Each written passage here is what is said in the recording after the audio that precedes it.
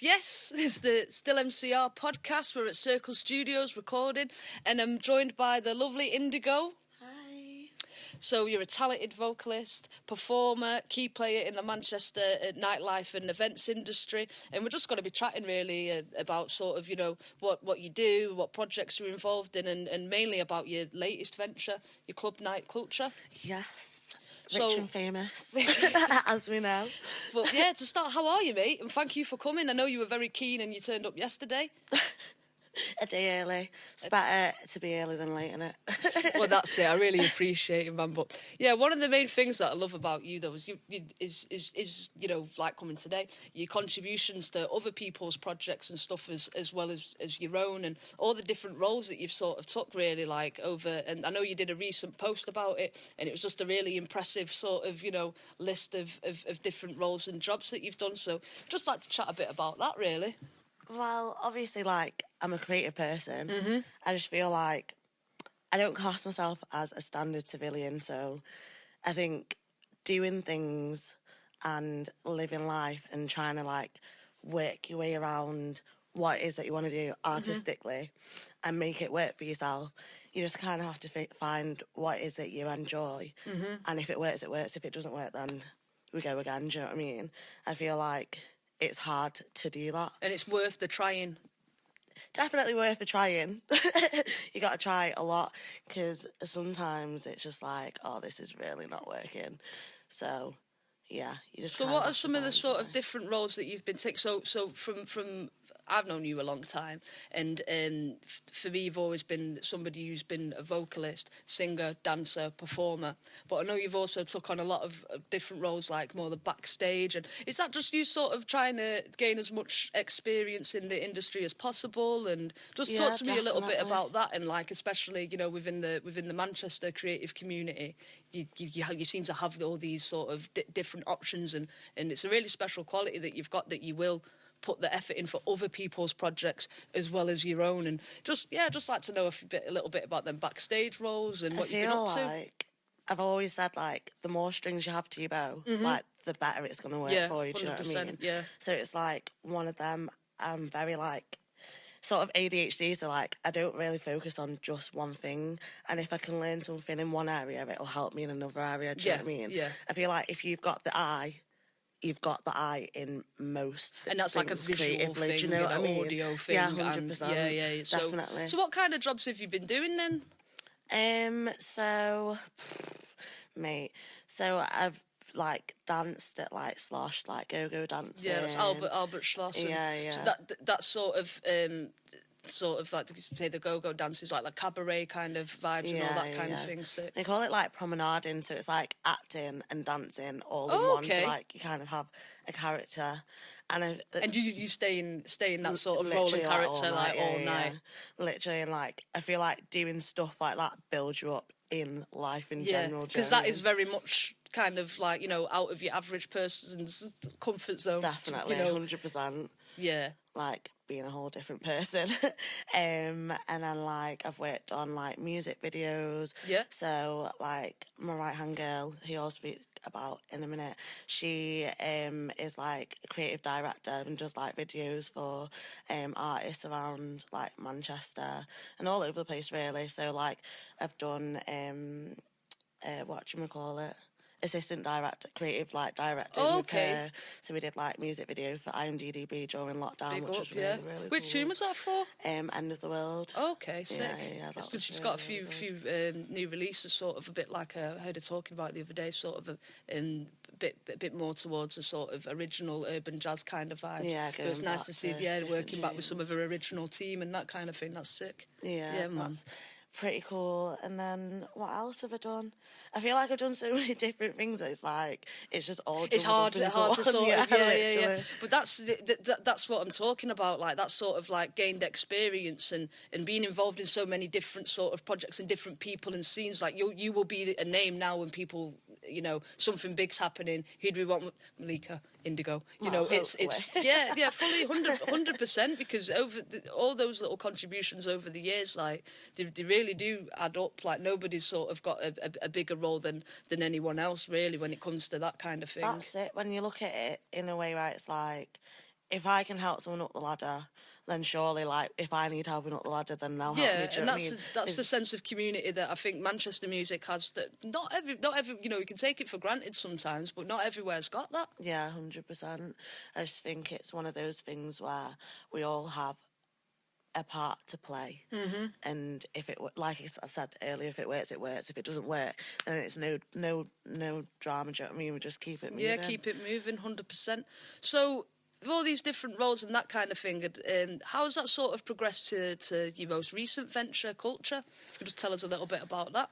Well, I know there's a bit of a narrative to this and a bit of a... so, I feel like, obviously, I've never really been an event manager, as in, like, I went to uni and, like, learnt about music business or events and stuff like that. It's been practical, it's just on-job very, like, experience. That's it, like, just authentically Valuable. grown and just doing it, like, and just rolling with it. So I know back in the day, you used to come to Bringing It Live.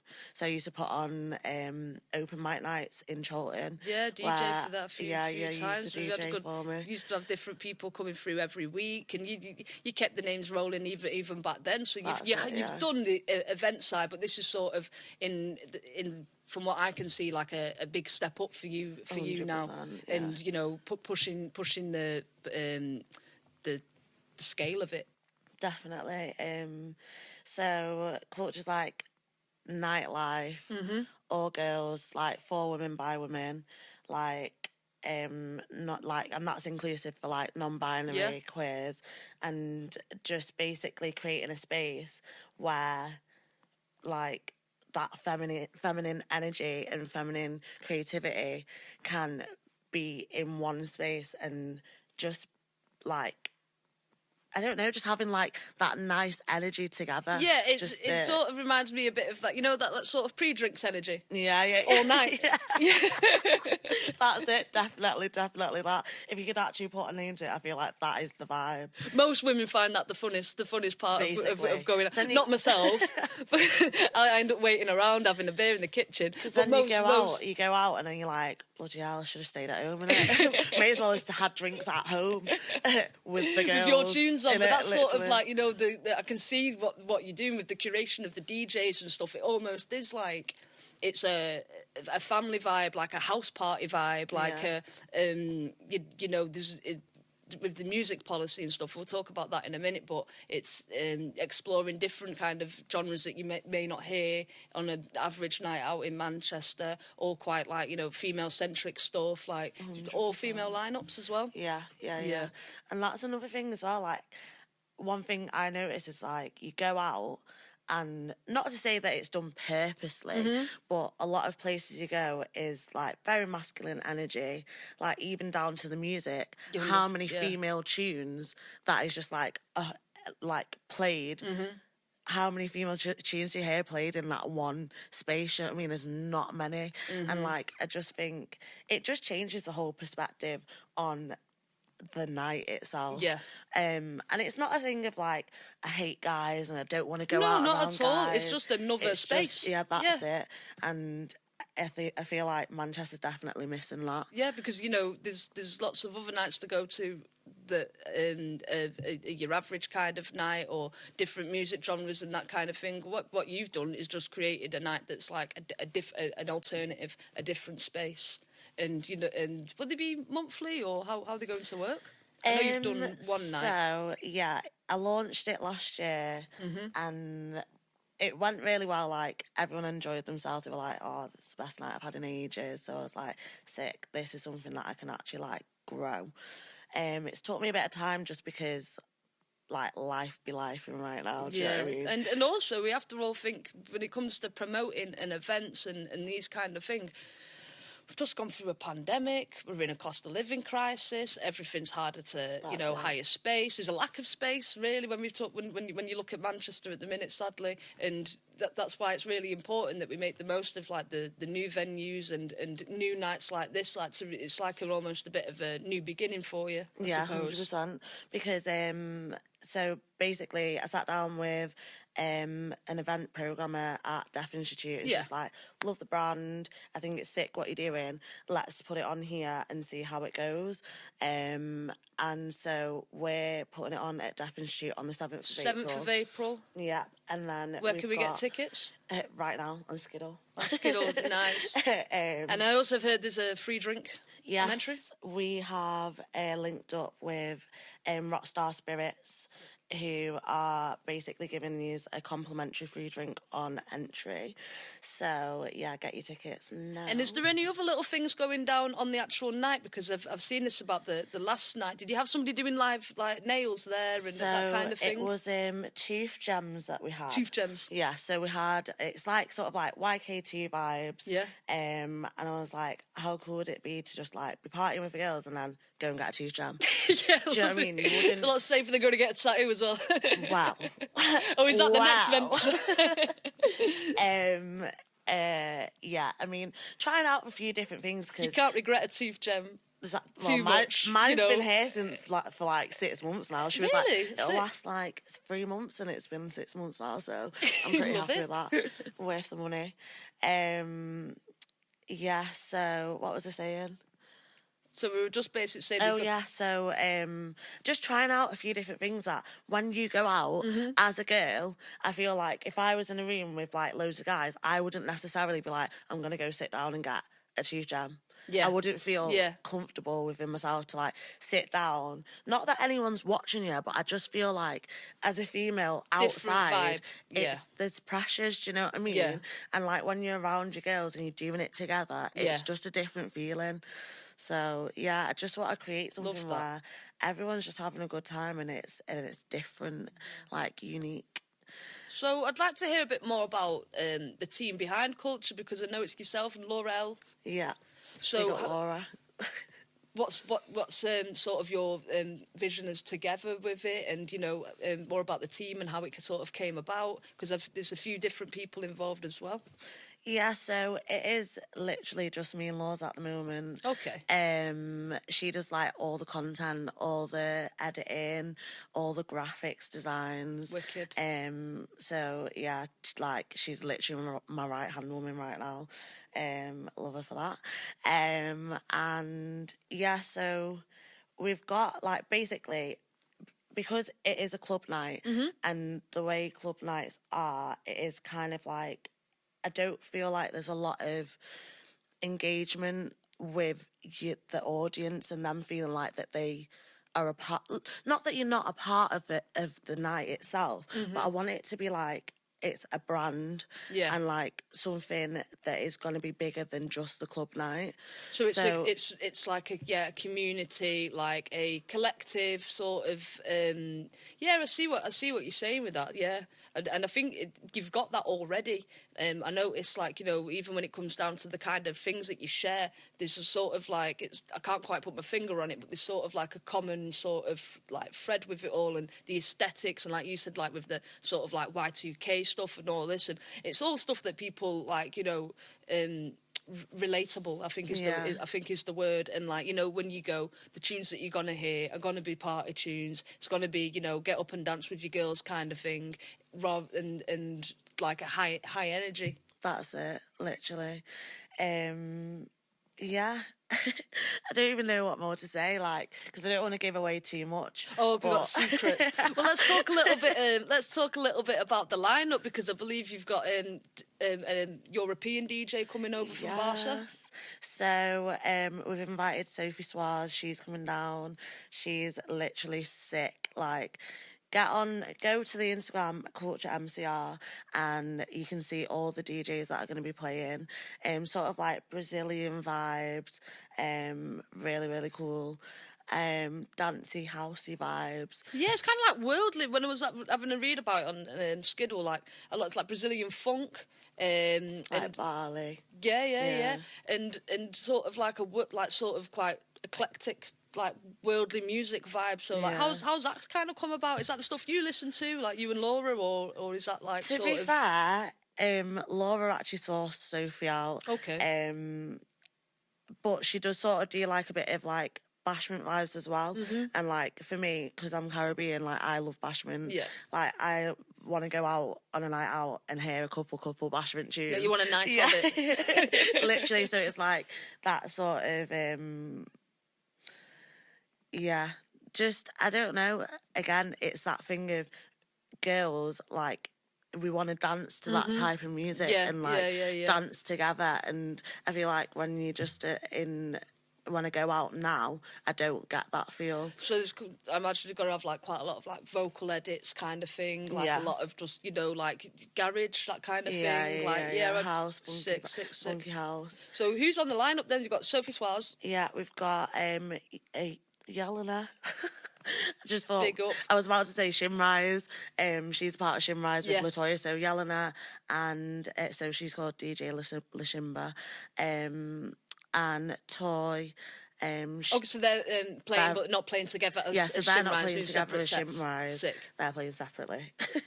And then we've got Sophia as well. She literally just supported Girls Don't Sing Yes, not too long ago.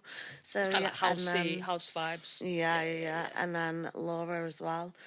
She's also DJing. So, it's going to be sick vibes. Really, really, really good. It's cool as well to have an all-female lineup. Like, I know, like I said, we've been about for a bit in the clubs. A while.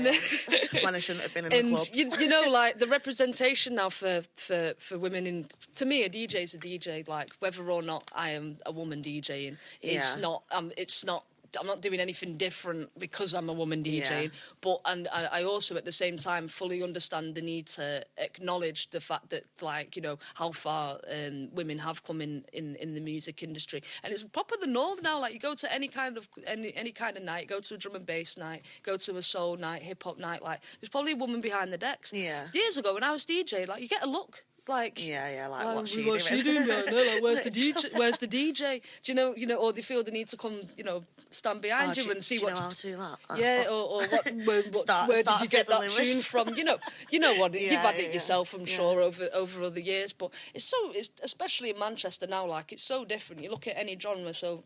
You know, look at the drum and bass of like Kaz, the top of UK drum and bass. Do you know what I mean? And it's not a novelty, and it's not like a same with your night. It's not like a little, oh look, it's a girls' night. Like come in and go. No, it's a foundation. It's a real scene, and everybody's an accomplished, you know, creative or DJ within it.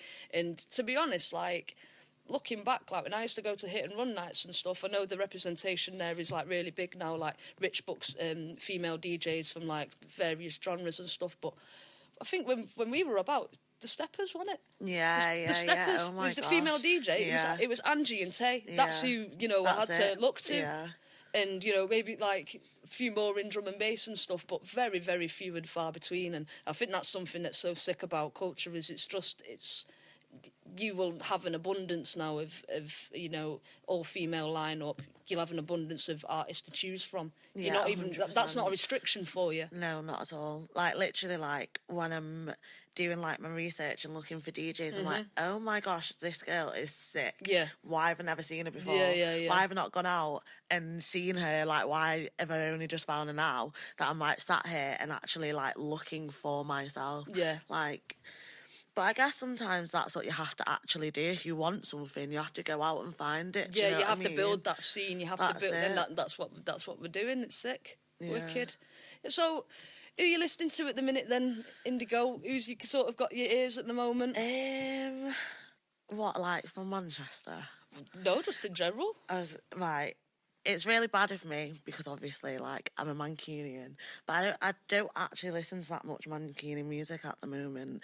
I listen to I'm either listening to really sad R&B in my feels, your zone, in my sad girl feels, or it's bashment. Yeah, there you go.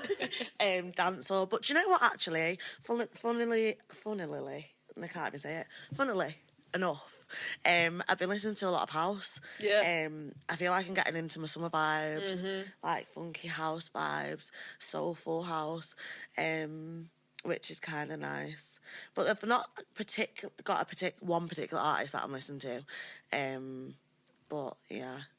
But if you want to hear a eclectic mix of all different sort of genres and good vibes, get to Culture. Just want to repeat the date and the place again for on everybody. the 7th of April at the Deaf Institute. Instagram's... I was about to say my own Instagram. That's private now. Hello, yeah. Culture MCR, get at it.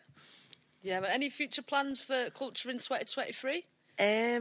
Not as of yet, but there will definitely be big plans. Oh, I look forward to seeing what you both do with it, and I think it's a really top idea, and I just wish you the best of luck, and I'll be there on the dance floor. Hey, 7th of April. Getting it in. Deaf Institute. And yeah, thank you for You'll coming. You'll see me brooking it down in the middle of a dance floor. You've had to ban whistles from the dance floor this time, Yeah, we're not. You? So last time we had whistles, we're not doing whistles. Unfortunately, guys, I'm so sorry. Got a bit carried away. Literally. Oh, thanks again, Indigo, no for coming. Problem. And yeah, big up on your night and wish you all the best, you and Laura. Thank you. Big up.